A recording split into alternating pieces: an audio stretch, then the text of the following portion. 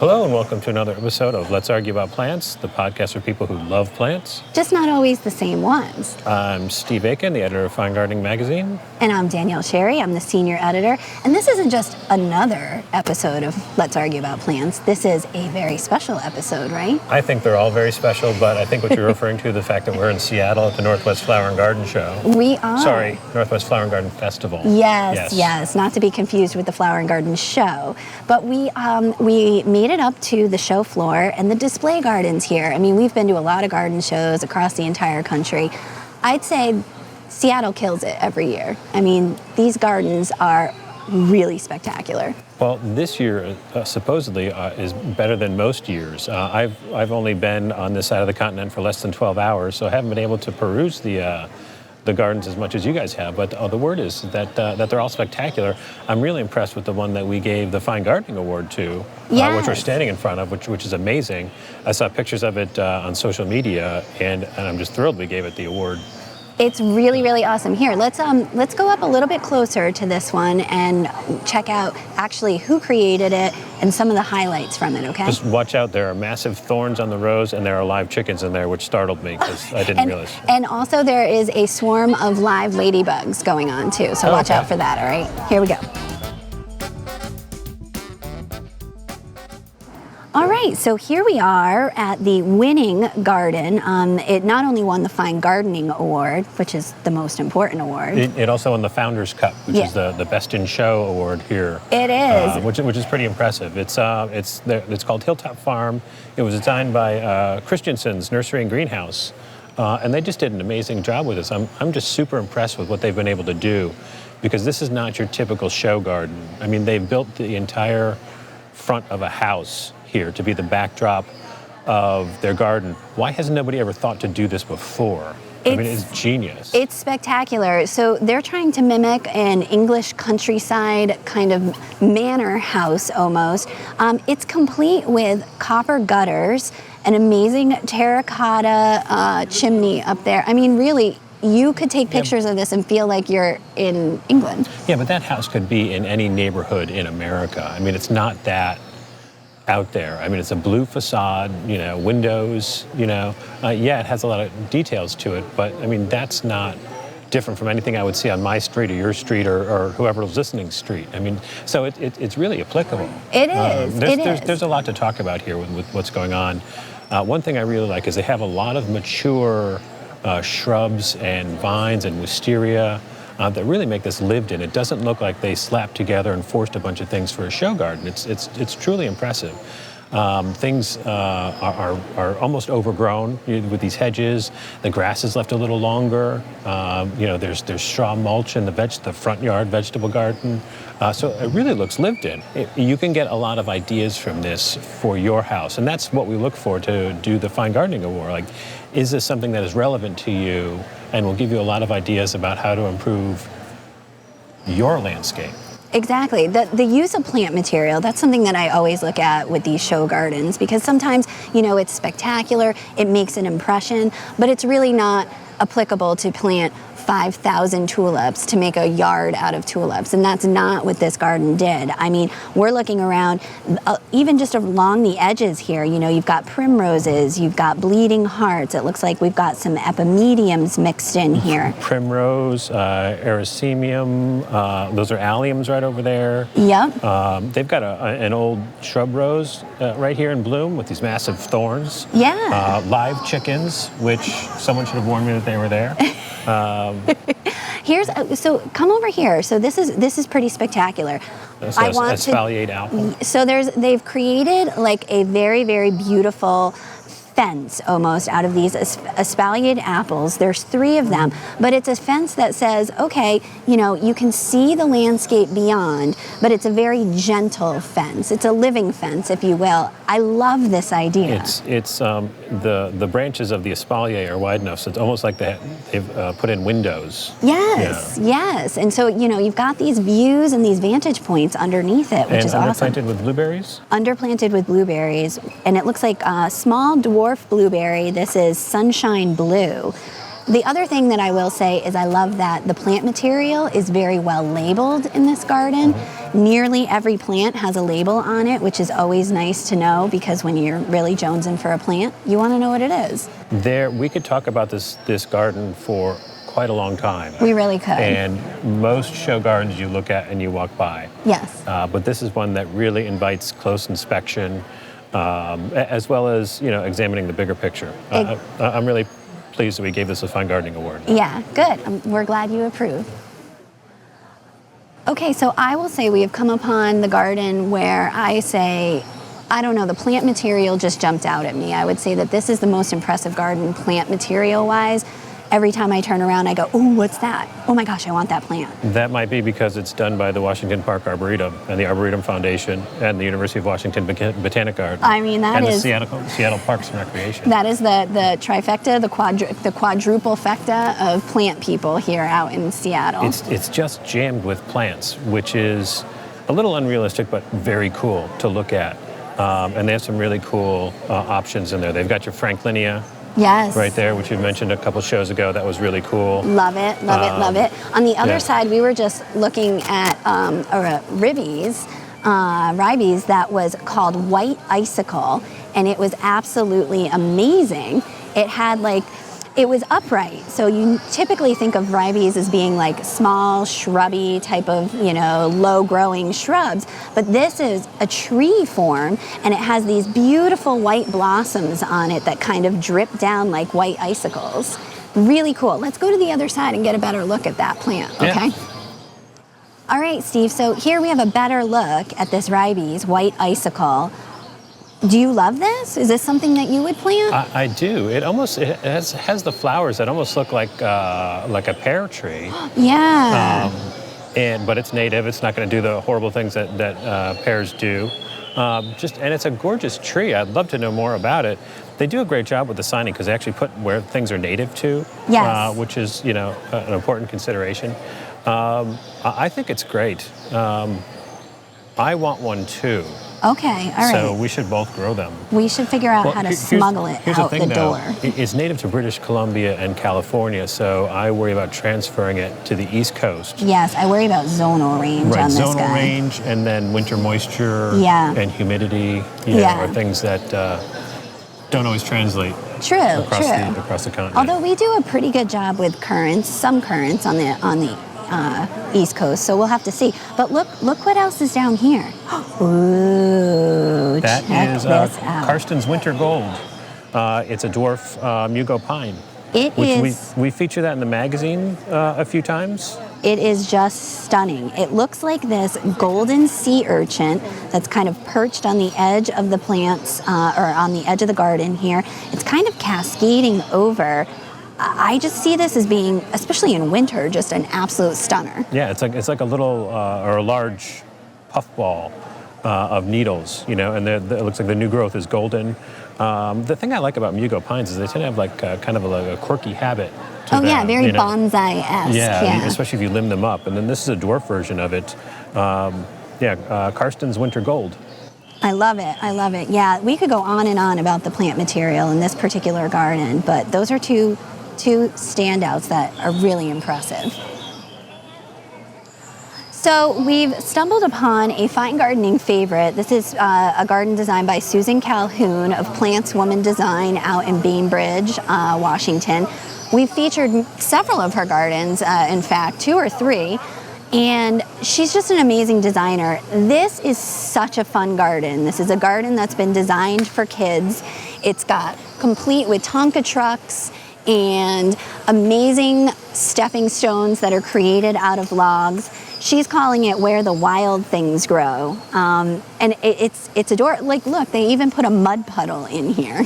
We think about gardens as being places to grow plants, but they're really places for people to interact with the plants and to be outside and to encourage that outside behavior. Now, we think of places for kids to play usually as a green lawn, but what she's done here is created so many different places to play that are not green grass, and yet there's still plenty of places for plants to grow. Exactly. And lots of cute, wonderful little touches. There's that monster over there that seems to be eating a few garden gnomes. but in a cute way. Exactly. Yeah, They've created this kind of a berm with a yurt, a small little play yurt up at the top.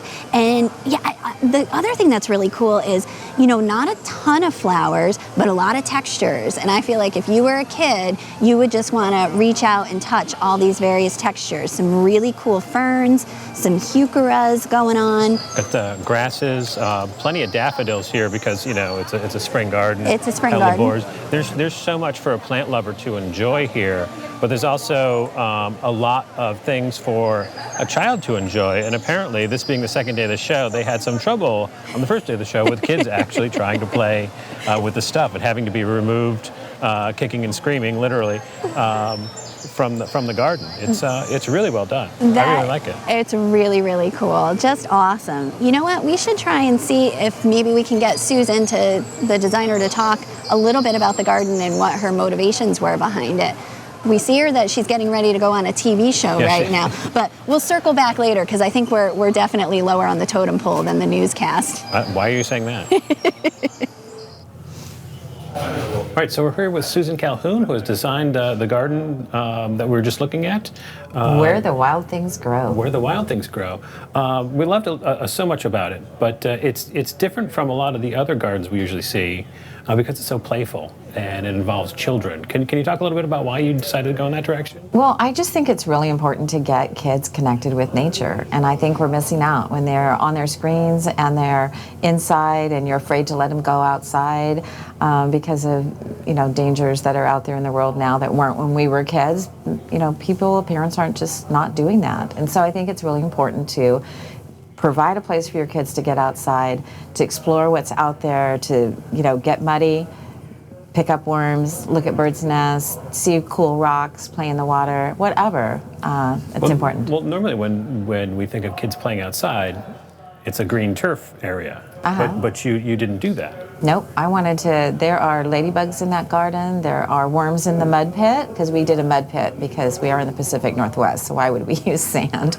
So there's a lot of activity out there. There's a lot of things to explore, which you don't get on just turf and not a play area. But the garden isn't just for kids. Nope. It's a place for them to bring back what they've learned and share with their parents. There's a tent in the garden so that they're able to sleep over or sleep out if they want to. And we really hope that parents connect and not have a separate area for the kids and a separate area for the adults, but they get to share that together. Yeah, the tent would be my spot. Mm-hmm. So it needs There's to have sleeping bags in there. Right, and it needs to have like some cup holders and things like that. And then, let the kids run around and do whatever.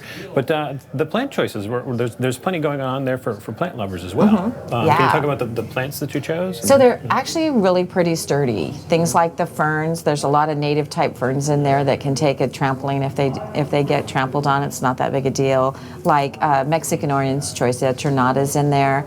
So those are kind of tough plants that can kind of take a little bit of abuse if they happen to run the wrong way. But there's also the element of growing something. So just like in kids when they're in kindergarten, they put a little shoot in a little pea pod or something and it grows up a pea and they're like so excited. That opportunity to care for that garden and get in touch with plants and correct if they make a mistake or they damage something, how to fix it, gets them gardening, and that's the goal. Woodland plants are especially tough, and I always, I'm not worried about people walking on them, like obviously they can't take tons of traffic, but if somebody steps on them, that's normal for a plant because the normal inhabitants of the woods, the bears, the deer, whatever, they don't stay on the path. They don't have paths. They just walk wherever and they stomp on things. And so if plants are going to need to survive, they need to be able to stomp, to survive a bear. Right, absolutely. Stepping on them or maybe sleeping on them for the evening. So, I'm never too worried about my kids, because I always say they have to be soccer ball proof. You get the soccer ball kicked into them. And a lot of those plants can take that too. There's some Acuba serrata in there, which is one that you don't see very often, and it's a good sturdy plant too, evergreen as well.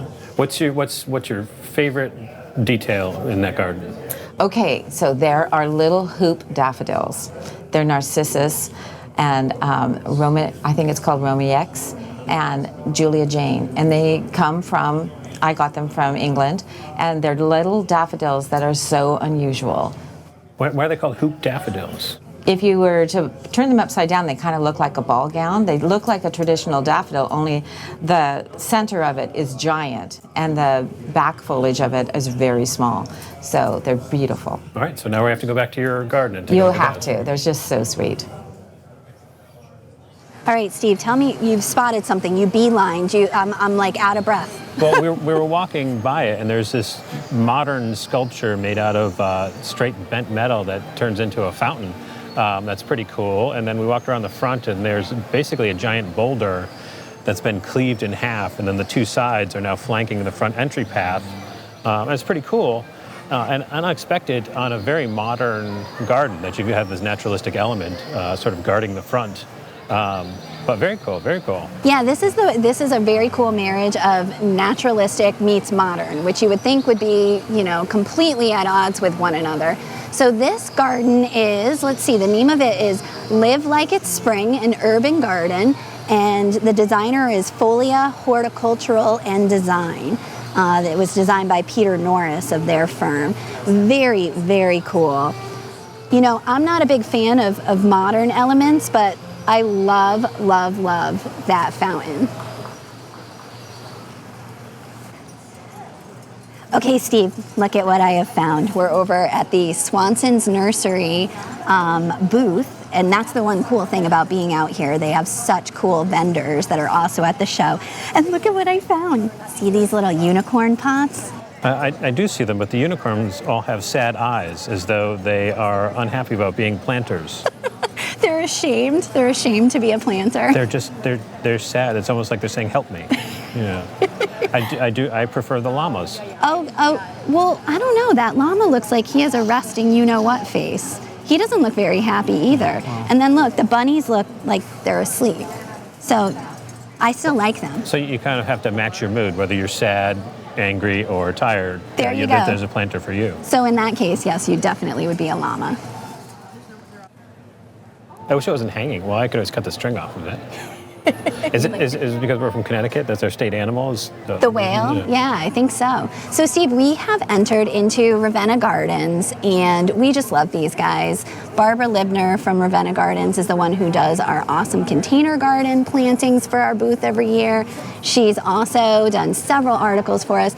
This shop, when you go to see it in University Village, is like, I just want to drop a whole paycheck in there. And so they've got a representative of the shop, basically a mini little Ravenna Gardens here at the show. Yeah, the cool thing about, one of the cool things about this, you can find almost anything at Ravenna Gardens. And what I like is anytime we feature anything unique in the magazine, people are always calling up and saying, where can I get that? As though it's nationally available at a box store or something like that. Right. No, you have to have these cool little shops like Ravenna Gardens where you can find these amazing, cool little finds. And they're all over the place here. We were looking at the Kokodama, which we have noticed as a trend lately. The last couple of years we've come out here, we've seen a lot of this Kokodama going on. You might need to explain what it is to listeners. It's like coconuts hung on strings with plants stuffed in them. And usually a moss covering on the outside of it. It's kind of neat. Like naturalistic looking. They usually do a lot of ferns in the Kokodama, and they've got a really cool display of them right here. So that is definitely something I haven't seen back east. So we came over here to look at that. Then I was struck by the whale planters. We were just talking about Yes. llamas and unicorns. There are these whale planters, and then there are these little strange baby face things that are weird in a cool way. And they get bigger. Look, there's a bigger one over there. Yeah, they're kind of creepy. It's like... But I kind of like it. Well, that one's yawning.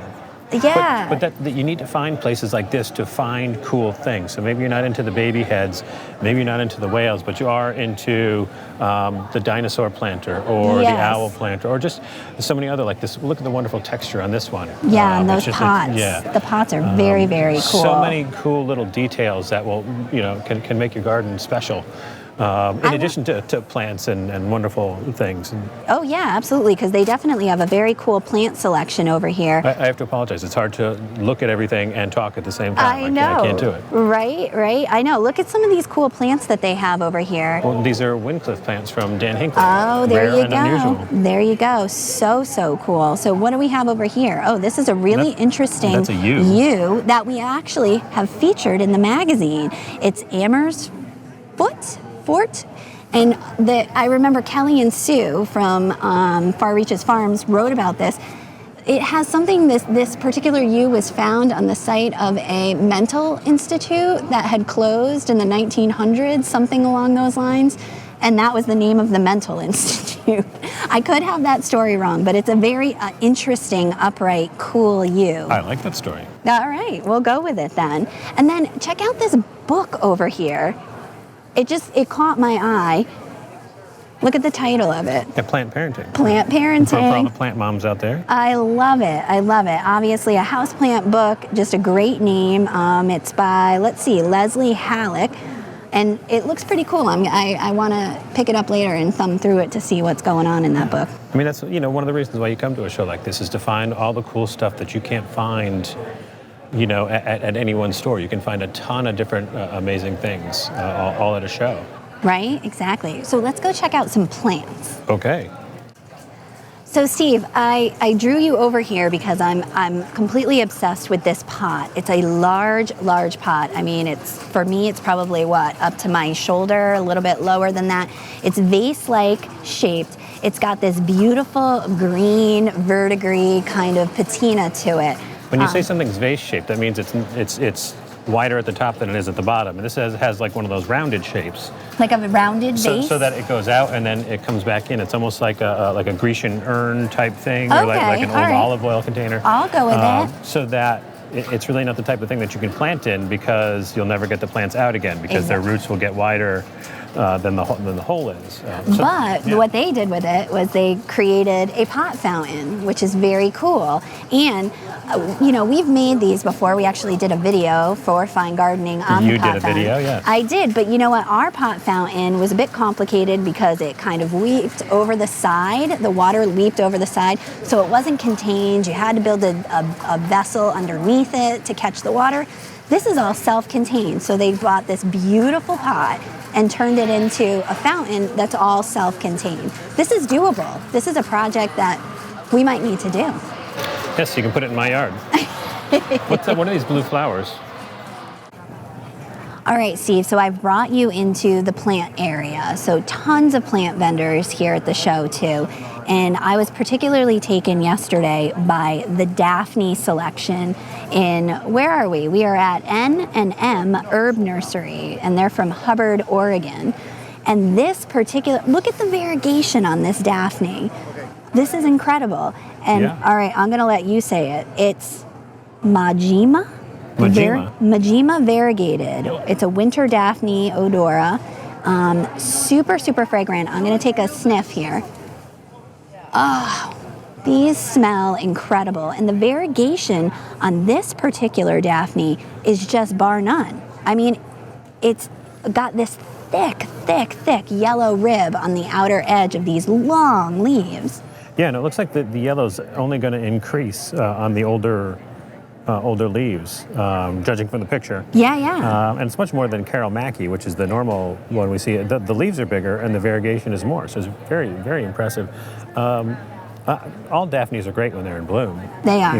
They are. But you know what? Like for me, yeah, it's great when it's in bloom, but I want it to do something after it blooms. Sure. And this one gives me in-your-face, cool variegation. I'm always skeptical though with Daphnes because they're so finicky. They don't like to be moved. They need the proper amount of moisture.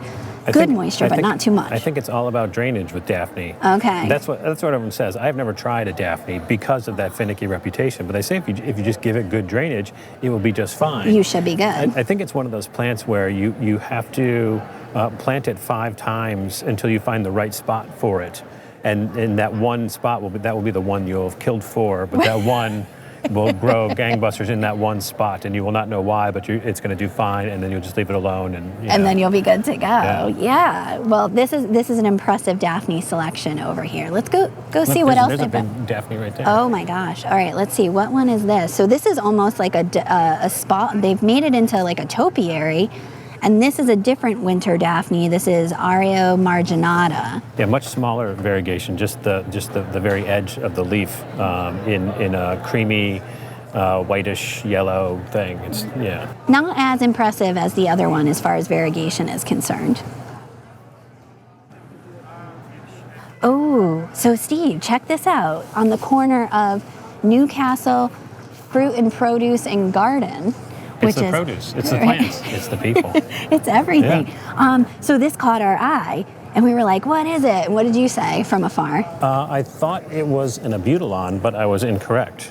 What we have here is a Fatshia, which is a intergeneric cross between Fatshia and ivy. Fatshia and hedera. It's very cool. It has almost these mapley like leaves to it. That is the shape of a maple leaf. It really is. And it's got a really, really wide white edge to it and a green splash. I would say it's creamy yellow. Creamy or yellowish? All right, Yeah. I'd go with that too. Super shiny, glossy leaf to it. And this one is Angiostar? Angiostar. Interesting. And it says, okay. Sounds like a operation procedure or something like that. Yeah, it really does, like angioplasty. But it looks like it's very columnar. It grows like straight up. It's, but no, 5 to 6 feet high, 4 to 6 feet wide. Yeah. Or 4 to 5 feet wide. And hardy zone 7B to 10. So this would definitely not be something we could grow back home. Part shade to shade. Yep. It's very cool. And okay, so like this is probably the first new and interesting plant that I've stumbled upon. Yeah, very like cool. it. I think it would work as a house plant for me. Yeah, or even into like an unheated garage. All right, this might need to come home with us. Do you think it'll fit in the seat next to me on the airplane? It's perfectly shaped for it. Okay. All right, we're here with Courtney Olander of Olander Garden Design, one of the Northwest Flower and Garden Show judges for fine gardening this year, a multiple author in the pages of fine gardening, so probably no one better to talk about some of the trends that you saw here at the show. Great, thank you so much for having me. I really appreciate being here, and it was really fun to be a judge for fine gardening, and there were some fantastic gardens this year. It was really a special year in terms of the garden creators and the craftsmanship and the work they put into it. So what did you see did you see any trends popping out? I did. I mean, a big one was that indoor-outdoor connection. People are really interested in creating spaces that they feel like they can move sort of seamlessly from inside their house, outside their house, and then being able to have people over easily and creating comfortable spaces. Still a trend towards low maintenance. Mm-hmm. So we're not talking really flashy gardens. People are more interested in being able to get into them easily, quickly, kind of off the cuff, invite your neighbors over, make a couple cocktails, let your kids run around in the backyard. There was 2 great gardens actually that were very related to children. Mm-hmm. So that's a big trend, is having spaces that are not only for adults but also for kids. So as far as achieving the indoor-outdoor connection, I usually do that just by tracking mud into the house, but I assume there are better ways to do that. That too. You had a client you mentioned who's doing an interesting way of connecting their indoors and outdoors. Yes. Actually, a recent client that I'm currently working on right now. And it's a really fun project for me. I knew I was interested right away because they showed me the plans for the house that they were remodeling, and what they were planning to do was add on a bedroom in the back that was glass on 3 sides, and then completely open up the back of the house where the dining room was and the living room to glass sliders. So they have no neighbors. Right. That's my job, right? Is to make sure there's screening so nobody can look straight into their kitchen table. But actually related to that is they decided to keep this incredible saucer magnolia that kind of arches over this back deck that they're creating right out of these sliding doors, so they feel like they're right in the trees. So that was a really big motivator for them. How about when it comes to color? Did you see anything that's happening here at the show? I did. There was a lot of the use of the color blue, which actually happens to be the Pantone color this year. It's called Classic Blue. And it's sort of a blue jean color, which, you think about blue jeans, the more you wear them, the more comfortable they get. And again, that's sort of like what people are looking for in their gardens, is a comfortable space. And so we saw that in several of the larger gardens, and also in some of the smaller gardens, the blue pots. So this isn't to say that you should go out and plant all blue flowers, which you can. You can plant some amazing delphiniums. But it can be just as simple as, pillows or candles, that kind of thing, or pots, a bright blue pot for a pop of color in the garden. So that was really interesting to see that a lot of the garden creators were actually sort of aware of that, and on top of that included that in their gardens. So I have some cobalt blue planters. Am I on trend? You are. You're right on it. You got it without even knowing. But that's years ago, cobalt blue was the color for garden furniture and things like that, because the explanation was because it went so well with so many other colors or something like that. So it's probably something that's always good to use is that shade of blue. Yeah, definitely.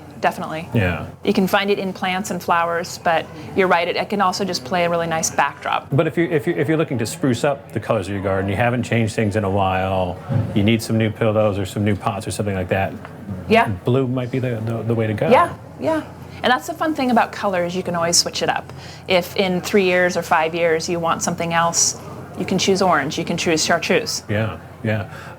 It's also good to use non-plants, because if the plants don't bloom or something, A, it's hard to find blue plants, and B, if they don't bloom or anything, but you can add any color you want through the use of non-living things, right? Right. You don't actually have to find a blue plant that will flower for you all season long for your region. You can add some throw pillows or. Well, this is another thing that I've found with making the garden really personal and making it yours, is it can reflect your travels. Where's a place that you've been that you really enjoy, or a certain aesthetic that you have? So you're right, there's really interesting ways that you can add in art or just the furniture or the pillows, but really making it personal, making it your own. What about some larger trends you're seeing in the gardening world? Some larger trends is definitely gardens that are geared towards aiding the environment, sort of eco-friendly gardens. That is a big overarching trend that we all need to be aware of. A lot of public gardeners and landscape architects are very in tune to this. And personal gardeners can do the same. And that's not to say that everything needs to be natives, because I don't think it does. Natives are important, definitely. But you can achieve a beautiful garden with a mix of natives as well as ornamentals. If you're familiar with Fergus at Great Dixter, he's done a lot on ornamentals and the benefits that they have for pollinators. So you can achieve the garden you're interested in. It doesn't have to just be natives. It's an idea to add them, but you don't have to. So other ways to be eco-friendly would be water conservation, definitely. perhaps. Pollinator-friendly. Yes. Yeah. What are some other ways to be eco-aware? With the materials that you choose for your surfaces. So, thinking about permeable surfaces, that's especially a big deal here in Seattle, because we want to make sure that we capture the water on site and don't just shoot it off into the stormwater systems, because we are very conscious of trying to help our orca populations. And there was a garden designed by Northwest Ecological Bloom, Jesse Bloom, is the Orca Recovery Garden, so that was very directly related to this trend. It's something really important here that we're trying to make sure that we... Can you explain that? What is the water, the permeable surfaces in my garden have to do with killer whales? Because what happens if you shoot your water off into the stormwater system is it picks up pollutants on the way, and then those pollutants, fertilizers, pesticides, oils, that kind of thing, they all get picked up and they go directly out into for us, the Puget Sound, which is where we have our resident orca population. But if you capture your water on site, so make sure it percolates into the back into the groundwater. So this is by rain gardens.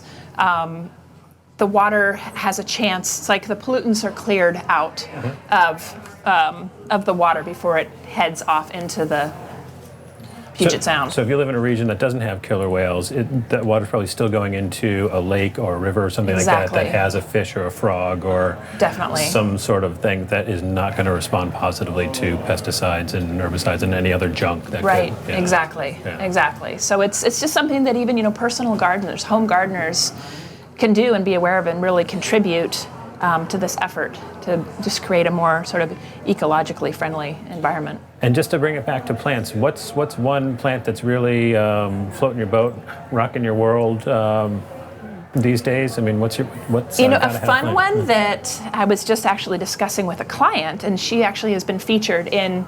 She was in the last issue, the April issue. And Fine Gardening. Yeah, Fine Gardening, yes. I wonder who wrote that article. But she really loves the color chartreuse. And she actually just texted me a picture of a plant. She's like, Courtney, what is this? And so I looked it up, and it's golden spreader. It's a fir. And it's a great little fir because it is chartreuse, golden, and it stays small. So that's another trend, especially for urban gardening, is people are really interested in plants that don't get too big, that can work in their space, that are interesting, have interesting texture, but aren't going to get too big in 10 years, and then they've got to remove it or prune it. So this little fir stays about 3 feet tall and then spreads to 5 feet wide. So it almost is like a ground cover, but it's bright gold, and it can work in full sun and also part shade. So it has some flexibility to it, and obviously it's evergreen and it has great texture. So that's a really fun one that I think sort of hits off on a lot of interesting trends right now. Well, I'm going to go look for a source for that because I want it in my garden too. Yeah. She said to me, she's like, I want a few. And I was like, okay, I'll find it for you. So we have made it back safely from Seattle all the way back to Connecticut, and it was great to meet so many people who listened to the podcast. It was unbelievable. We brought a big packet of Let's Argue About Plants stickers. I think we ran out of them, which was, I don't know, pretty nice to feel the love. It was great. We met a lot of great people. We met the wisest people in the country. Oh, yeah, because they agreed with you constantly about Coleus and Carex. And then we also met 2 individuals who came all the way out from Atlanta who came out. That was awesome. So thanks to everybody, and we'll see you again next year.